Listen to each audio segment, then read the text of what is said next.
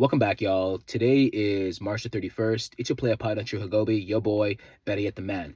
So, the topic of today's discussion is going to be that even though things seem dark, there's light, yo. There's light. There's light. This is a two-parter. We just dropped the first part yesterday.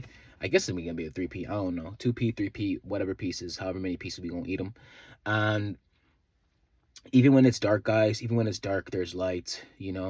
I often find solace in the scriptures. I also often find solace in the King James version of the Bible. I read a lot of texts. I read a lot of spiritual texts. I read a lot of religious texts. And it always just sticks to me the kinds of lessons that I see transcend throughout the ages. Especially as a mystic myself, it's cool to see these things. It's important for me to unpack these things. Now, when it comes to the light, when it comes to because you can only have you can only have darkness from the absence of light, and you can only have light with the absence of darkness. So it's like it really brings me back to the law of polarity, where it's like there's ups and downs, there's ebbs and flows, there's light and there's dark. That's why we got the yin and yang symbol with the white with the black dot and the black with the white dot. So it's like even though when things seem dark, guys, even when things seem dark, you gotta understand that you're the light that shines through. You're the light that so shines through to light up the world, to light up your world, and to light up the people's world around you. You know what I'm saying? Like, it's not, I don't think that we are called here, we've been brought here into this realm in order to like live in the dark, live in fear, live in debt, live in servitude, live in slavery, financial slavery. The funny thing about it is that like now that we've entered the realm of financial slavery as opposed to physical bondage, it's like we're slaves that pay for our own room and board. You ever stop and think about that? Where like you work all day and then all the money goes to your landlord, and then all the rest of the money goes to the food lord. So even when it feels dark, guys, even when it feels as though that sometimes it might feel like there's no hope. I hope you're not feeling that way. I hope you're not feeling that there's no hope, because there's always hope, okay?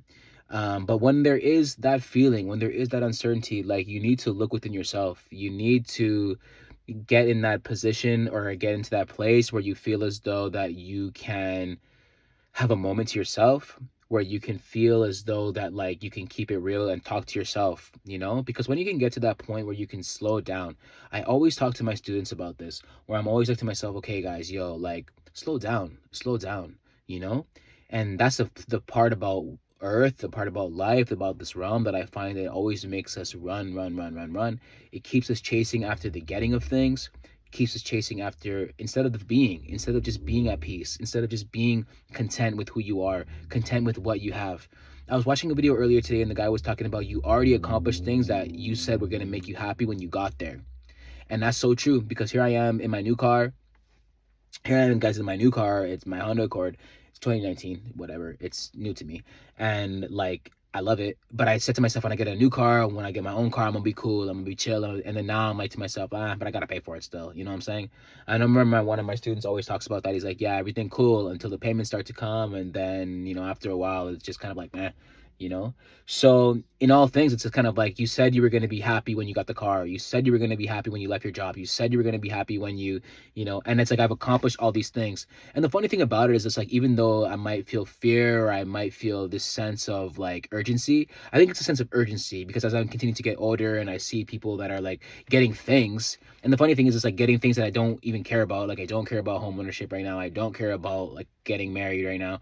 So like, all these things that are quote unquote the milestones, maybe I should turn the car on just so I don't waste the battery, are all these quote unquote milestones.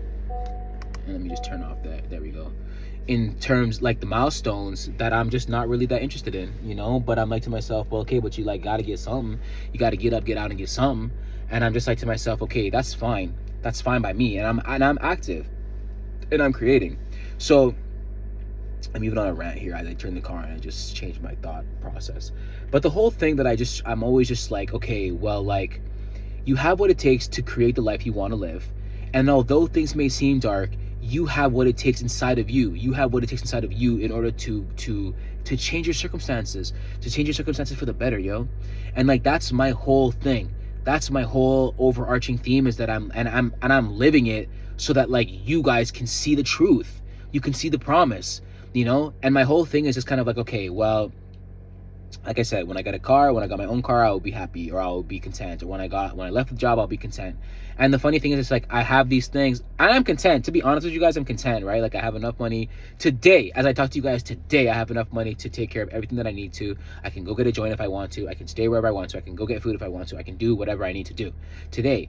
And like that's the abundance, you know? And I think the funny thing about it is like the fear thoughts, the lack thoughts, they all start to creep into your mind and permeate, because like now you're starting to think about like what if. You're like, well, what if in 17 days? What if in 10 days I don't? What if in that I don't? You know what I'm saying? And it's just kind of like, but then also I'm like to myself, okay, even when things even when things feel dark, you have to remember to believe in the word.